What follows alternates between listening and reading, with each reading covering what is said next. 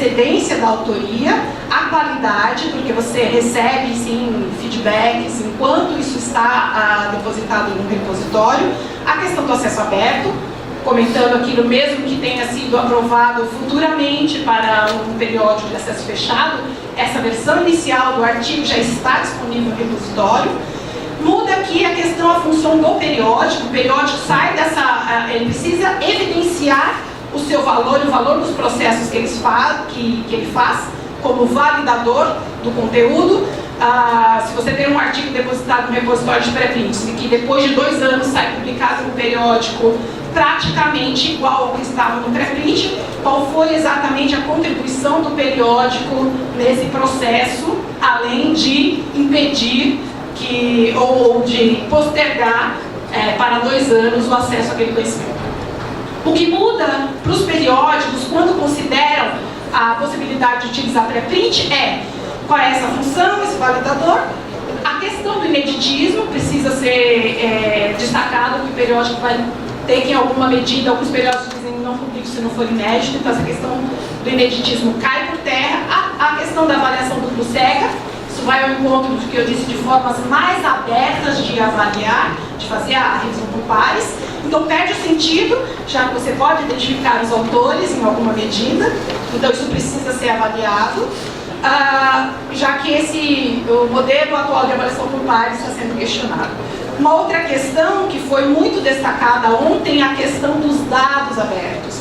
Então, com relação à gestão dos dados de pesquisa, o ponto crítico aqui passa pelo referenciamento, disponibilidade de referenciamento desse material. A Cielo passa a fazer a recomendação de alguns repositórios, a extração automática desses ativos digitais também. Surge nesse cenário artigos de dados e periódicos dedicados exclusivamente aos dados. Existe aqui uma declaração de como esse referenciamento dos dados deve ser feito, se ela está se alinhando a esse tipo de declaração. Aqui, como eu disse, os artigos de dados, já existe uma série de revistas, não são poucas, que se dedicam exclusivamente a publicar artigos de dados.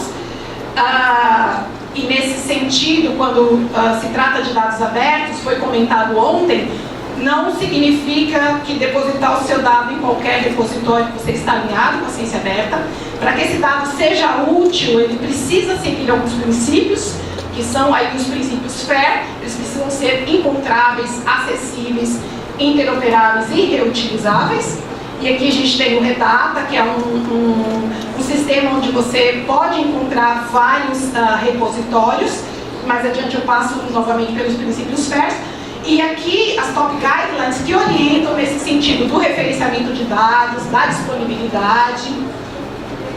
Isso porque a gente sente uma tendência de que o futuro será mais aberto, porque hoje os pesquisadores, mais de 70% já estão dispostos a reutilizar dados abertos em sua pesquisa. Eu convido vocês a darem uma olhada nessa referência, é um relatório bastante interessante sobre dados abertos, sobre reprodutibilidade. Em algumas áreas, mais de 50% das pesquisas não são reprodutíveis. Em outras, chega a 80%. O que ciência aberta está discutindo muitas vezes não é que os dados foram falsificados, mas a metodologia não está descrita de maneira adequada, esses dados não estão disponíveis para que esse estudo possa ser refeito e se possa confirmar alguns dados. Então, mesmo quando você pede o dado para o pesquisador, a maior parte, 80% deles, não consegue saber onde estão esses dados nos quais foram embasados aquele artigo. Então, passa um pouco por essa questão, ok? Isso vai ao encontro do que a gente está chamando do protagonismo dos dados, que foi ressaltado ontem numa apresentação aqui. A publicação tradicional de coleção, na publicação tradicional, dados brutos, primários e processados são desconsiderados como publicáveis. E o que acontece hoje, na verdade, é o contrário. A gente ouviu ontem a menção de que estamos num cenário onde os dados passam a ter maior protagonismo, eles são agora ativos autônomos. Em algumas áreas é muito mais importante publicar um artigo de dados do que um artigo científico tradicional. Isso porque quem já teve a oportunidade de trabalhar com dados, baixar dados, tratar dados e limpar dados, quem trabalha com bibliometria, que tem que fazer isso com alguma frequência, tem ideia do tamanho do trabalho que isso dá. E isso é um trabalho que a comunidade faz e muitas vezes é desperdiçado, porque esse dado bruto não é colocado à disposição de outros pesquisadores. E muitas vezes eu posso usar esses dados sem as suas inferências, porque você olhou para aquele dado com um objetivo específico que era do seu artigo, e ao olhar esses dados sem essas inferências tuas, eu posso chegar a outros resultados, olhando para o que eu preciso pesquisar, ou posso combinar esses conjuntos de dados para ter outras pesquisas. Então, em alguns cenários, publicar artigos de dados, os dados passam a ter maior protagonismo, e publicar artigo de dados chega a ser tão importante, ou às vezes mais importante do que o artigo científico tradicional. Esses são os princípios FAIR, que eu comentei. Não basta fazer esse artigo de dados, ele precisa estar depositado em um repositório confiável. Então, o repositório da minha universidade, ele é confiável? Depende. Se ele estiver seguindo esses princípios, ele pode ser um repositório confiável. Quando a gente está falando de encontrável, ele tem um identificador persistente, único, globalmente. Esses metadados estão ricamente descritos. Os metadados e os dados estão registrados e indexados em um mecanismo de buscas. Quando a gente fala de acessível, ele segue um protocolo padrão comum com todos os outros repositórios.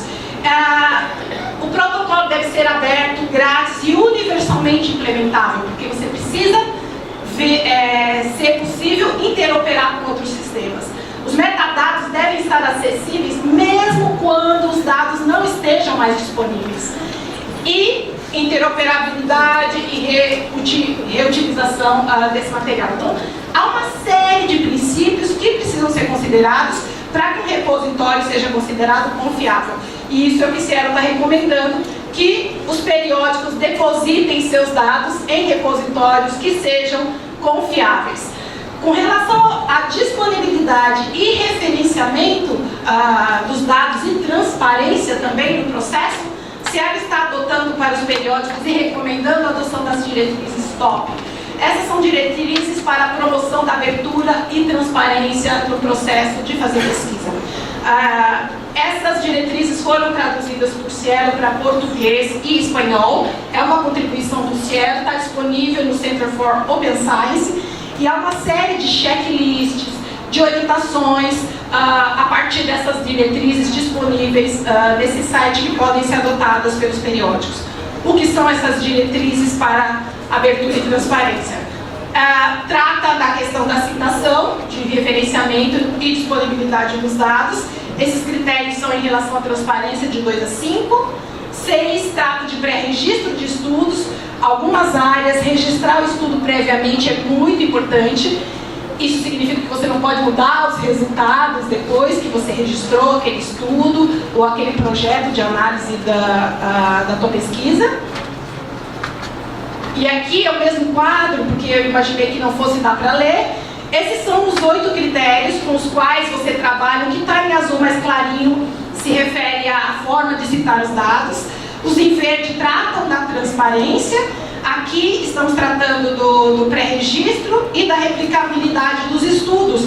E essas diretrizes são legais porque elas têm 3 níveis de rigor crescente de adoção. Então, o periódico pode adotar um nível 0, que seria nada, o nível 1, fazendo menção a algum desses critérios e como o periódico se posiciona, o nível 2, que significa exigir, o periódico vai solicitar que esse critério seja cumprido pelos autores, e o nível 3 impede a publicação, condiciona a publicação a que o critério seja cumprido. E nem sempre aqui é tão rápido quanto eu precisava. Então, o nível 1 é o mais brando, significa apenas que o periódico diz, olha, você precisa citar os dados. No nível 2, além de apenas informar, o periódico exige que ele precisa atualizar suas instruções aos autores, exige o cumprimento desse critério, e o nível 3, ele comprova e não publica caso não tenha sido feito corretamente. apenas para mostrar que se ela está propondo ou fez um guia de citação de dados de pesquisa para auxiliar os pesquisadores, um guia, uma lista de repositórios que seguem esses princípios FAIR, e o guia de como eu implemento, além das top guidelines, como é que eu implemento essas top guidelines. Esses guias estão disponíveis aí nessas URLs. Aqui, em relação à transparência do processo de revisão por pares, o periódico pode adotar qualquer que seja o processo, mas ele precisa estar claramente descrito nas instruções dos autores. O periódico precisa declarar como se posiciona em relação aos pré-prints, precisa ter publicado o nome do editor responsável pelo artigo, e agora, com a questão dos dados, é importante ter um editor de curadoria de dados. Aqui são os vários tipos de revisões por pares, abertura de revisão por pares, e que você pode combiná-las de distintas maneiras. Os editores estão sendo chamados a experimentar essas formas. Então, oferecer ao parecerista a possibilidade de abrir a identidade dos autores, a possibilidade de abrir mutuamente as identidades, tanto os dois, quanto a possibilidade de publicar os pareceres após a aprovação. Além disso, obviamente, a questão das boas práticas não está necessariamente ligada à ciência aberta, mas são boas práticas que o Ciano tem recomendado nos seus critérios de avaliação. Então, licença CC BY, indexação no DOAJ, XML, DOI, ORCID dos autores, a contribuição dos autores deve ser publicada ao final do artigo e a preservação digital. Marketing e redes sociais. Era isso que eu tinha para apresentar. Eu quase cumpri meu tempo. Muito obrigada.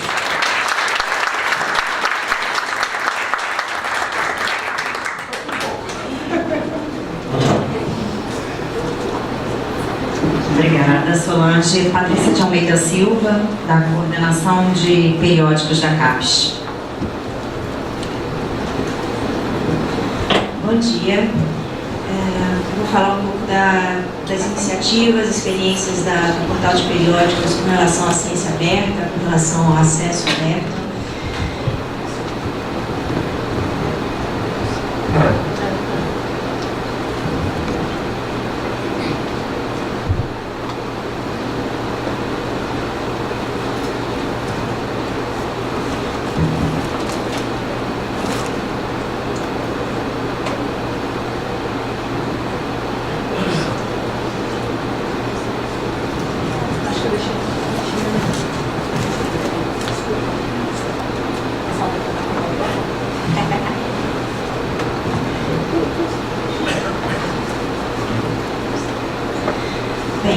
O portal de periódicos da CAPES é um instrumento de fomento à pós-graduação.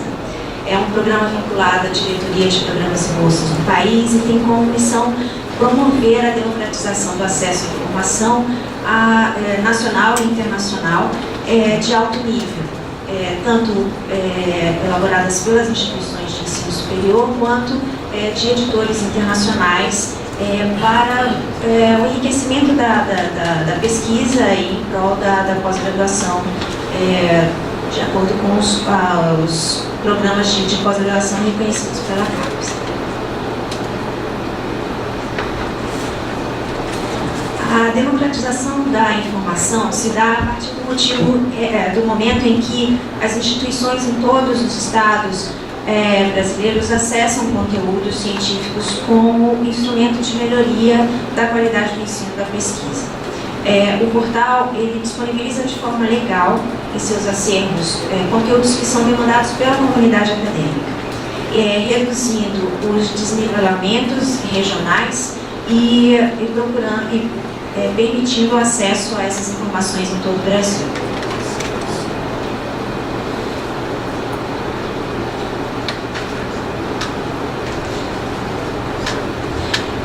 O conteúdo disponível no portal de periódico é bastante vasto, como podemos verificar a partir da lista de acervo registrada aqui, pois atende a todas as áreas do conhecimento em resposta às necessidades de acesso às bases de dados pleiteadas pela comunidade acadêmica.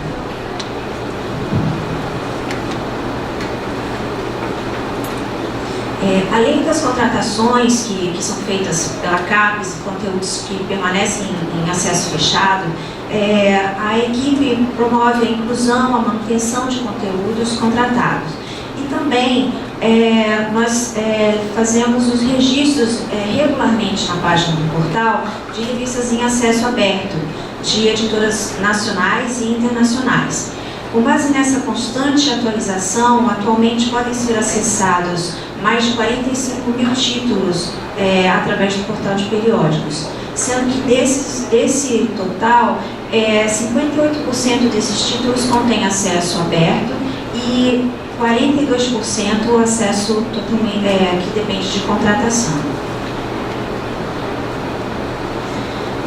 Cada área... são os cursos dos países que mais enviam, né? A Espanha é campeã.